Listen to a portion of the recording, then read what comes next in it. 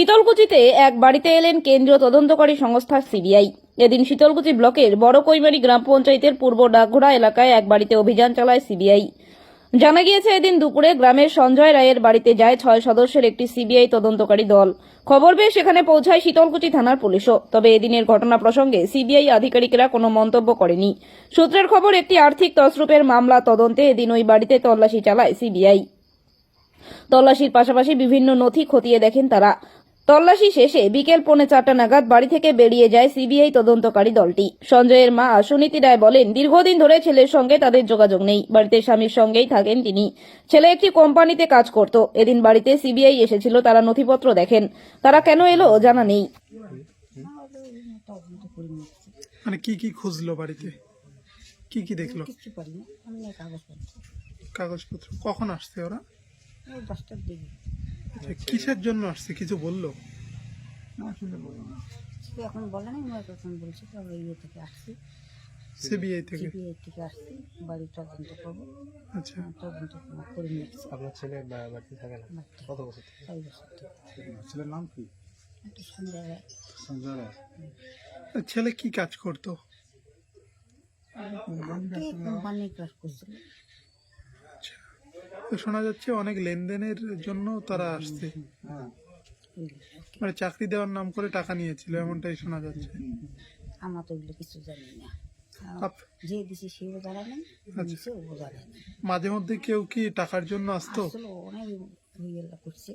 আচ্ছা, পরে আমি নিজে পঞ্চায়েতের জানাচ্ছি। কয় ছেলে? এক ছেলে। ওই এক ছেলে, কয় মেয়ে? 3 মেয়ে, মেয়ের বিয়ে হয়ে গেছে। ও কি পড়াশোনা কত দূর করছে?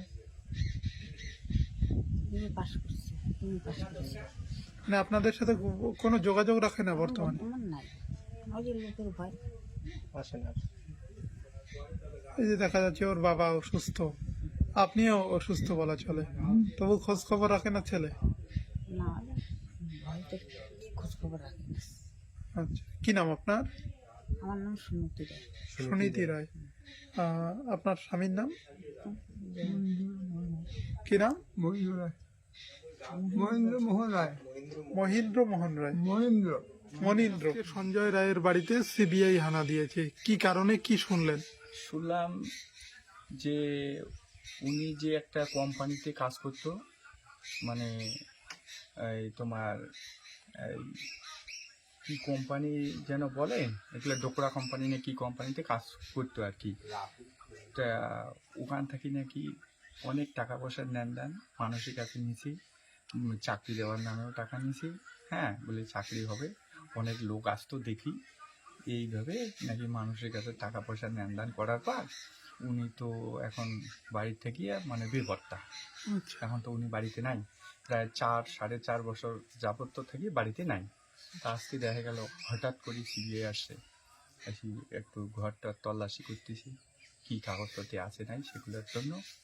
তা অল্প কিছু গাড়ির কাগজ টাগজ এগুলো পাইছি নাকি। সেগুলো উনি কি কোম্পানিতে কাজ করতেন?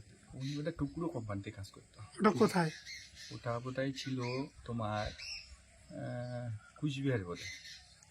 আজকে কি বাড়িতে আছেন উনি? না, উনি তো 4 বছর 4.5 বছর থেকেই নাই বাড়ি। বাড়ি থেকে কে আছে? বাড়িতে মা আর বাবাই আছে শুধু। ওনারা কি সাহায্য করছেন সিবিআই কে? তো সাহায্য করবো, ওনারা বললো যে ঘর আমরা তল্লাশি করবো, করো, যেহেতু আমার ছেলে বাড়িতে নাই, তোমার ঘর তল্লাশি করবো, করো। পরে ওনারা তল্লাশি করলো।